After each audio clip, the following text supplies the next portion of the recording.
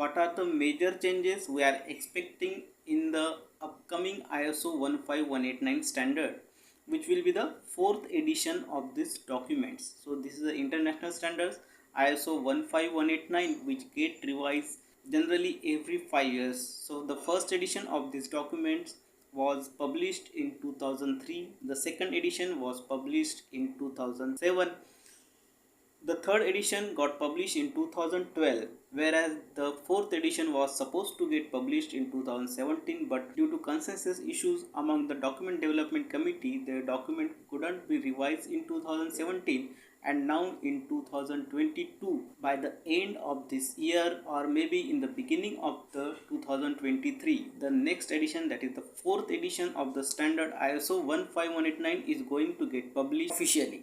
So we are going to see today the major changes which we are expecting in this new standard. So first of all, let me tell you, this information has been collected from the official website of the ISO, that is International Standard Organization, and on this website, if you click on this URL, you are going to see the information that this document is now under preparation for its final publication. And here if you see, the table of content of this document has also mentioned. We are going to see what are the content, what are the clauses in this standard. So this standard will be having 8 clauses, and if you remember the previous standard, that is the ISO 15189 2012, was having only 5 clauses.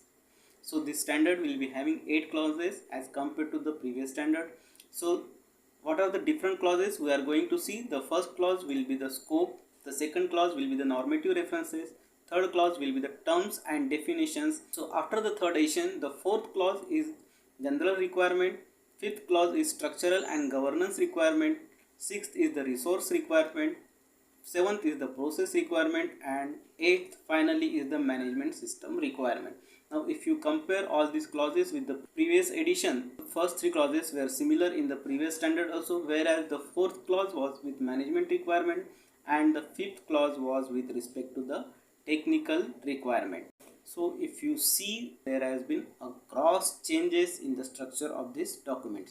Now first of all, before seeing the actual changes or major changes in the document, we are going to see the scope.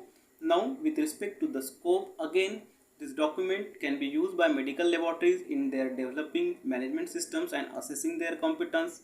It can be also used for confirming or recognizing the competence of medical laboratories by laboratory users, regulatory authorities, and accreditation bodies. Now if you could see the scope up to this, what we have read it now, the scope is also similar to the what was there in the previous editions, but now we'll see what are the changes in the scope of this new edition of ISO 15189.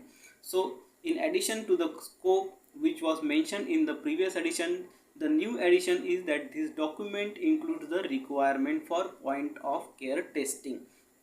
So point of care testing requirement has also been included in new standard. This standard is now applicable to the other healthcare services such as diagnostic imaging, respiratory therapy, physiological sciences, blood banks, and transfusion medicine or transfusion services. So this standard is not restricted only to the medical laboratories.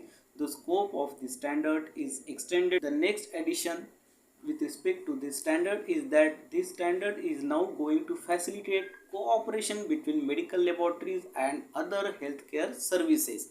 Now there will be a appropriate cooperation. The medical laboratory will not act as a standalone facility or standalone healthcare delivery system, but it will be working in cooperation with the other healthcare services, and there will be an efficient transfer of information between the medical laboratories and other healthcare services.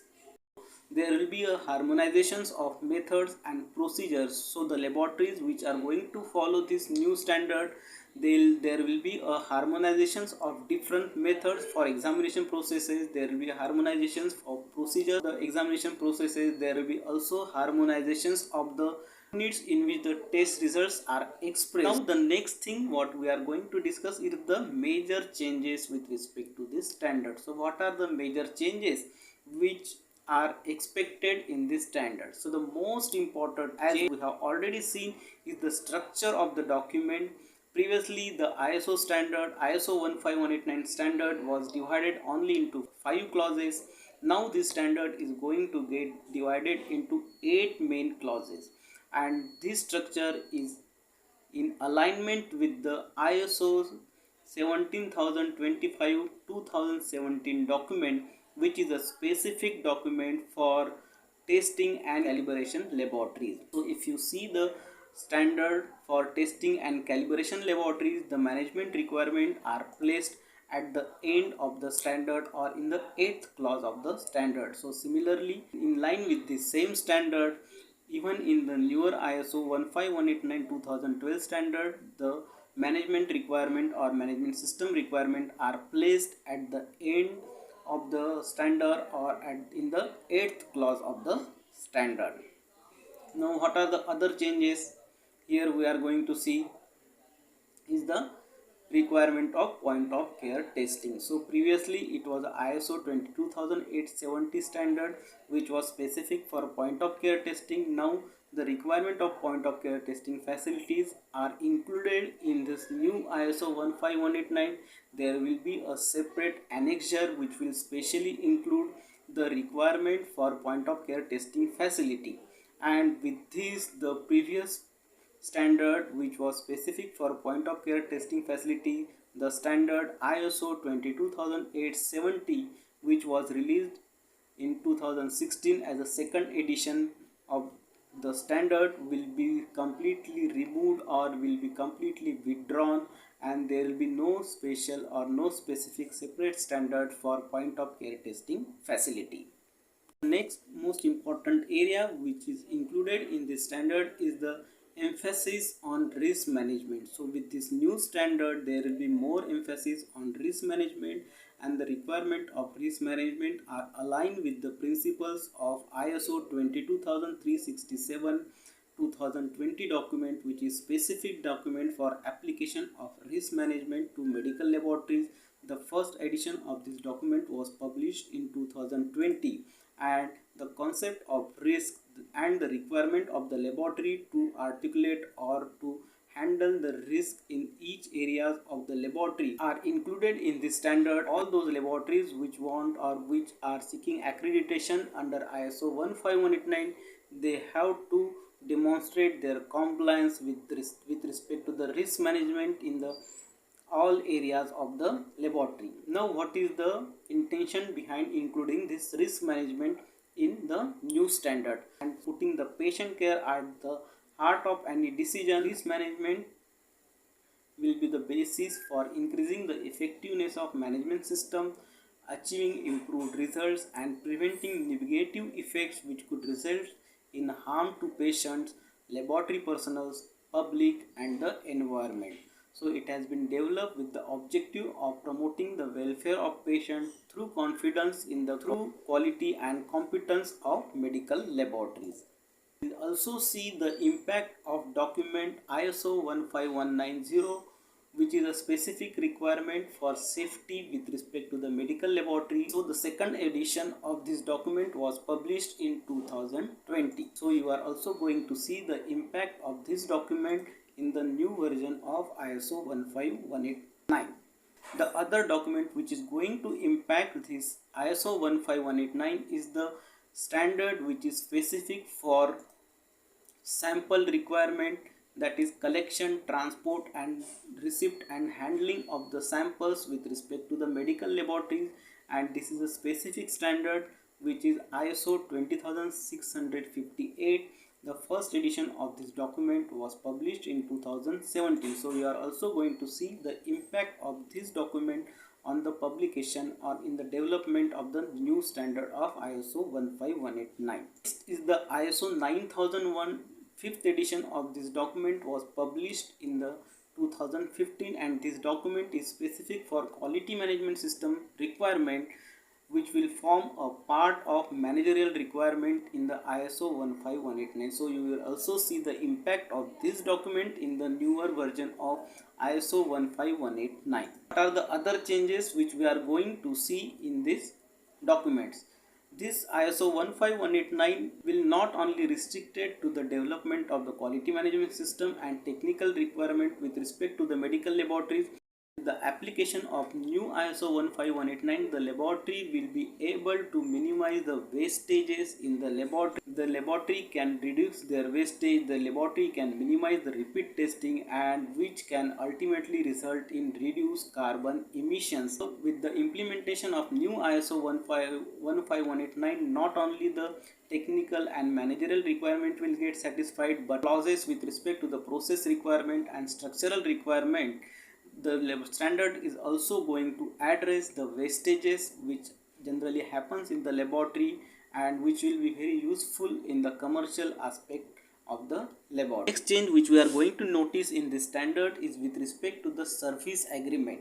So in the previous version of the standard, we have come across the terminology request form, which now will get completely replaced by a new terminology which we will be calling as an examination request. The terminology request form will be getting replaced by the terminology examination request. So this examination request can be in any format agreed by the service users and the laboratory. It can be in the form of e-request or it can be in the form of paper-based request. The impact of risk management will also be seen in the quality control aspects in the quality control section of the standard. So there is no longer requirement for the laboratory to follow the manufacturer's minimum testing interval and minimum level of QCs to be run per day. The laboratory will be able to design their own plan of the quality control depending upon the stability of the assay as well as the stability of the examination system on the basis of risk to the patient of a QC fail. So again there will be changes in the QC planning of the laboratory and which will be based upon the risk management. The next technical change which we are going to see in this standard is the requirement for method validation and method verification. Unlike previous standard where the method validation and method verification was supposed to be performed for all the tests irrespective of their clinical questions or irrespective of their purpose, a blanket protocol needed to be followed as per the previous standard. So with respect to this new standard, ensure a focus on clinical questioning that is asked and assuring that the methods are fit for that purpose. A protocol needs to be designed for method validation and verification of the test procedure. Now more clarity on this technical aspect will be only possible if after the publication of the complete document. The next major change which we are going to see in this document is with respect to the quality manager and quality manual. So unlike the previous edition of this document, the mandatory requirement of quality manager and quality manual has been withdrawn, and now henceforth there will be no mandatory requirement of quality manager and quality manual in the laboratory. So now with this new standard, mandatory requirement of quality manager and mandatory requirement of quality manual has been completely withdrawn. Once this standard get published, all the laboratories which are seeking accreditation under ISO 15189 and those laboratories which are already accredited with ISO 15189-2012, they will be given a transition period of 3 years for migrating from old standard to a new standard of ISO 15189. Again, the final decision for this will be confirmed only after the publication of the original document. This will be considered by the International Laboratory Accreditation Corporation, that is ILAC, after the publication of the new edition of the document. Hereby we have given a snapshot of the changes which we are going to see in the ISO 15189 4th edition document, which is going to get published soon at the end of 2022 or in the beginning of 2023. With the publication of new document, we will be seeing the interpretation of each clause in detail and the meaning of each clause. So till then, stay tuned and watch out for the publication of this new standard. Till then, thank you and keep following. Goodbye.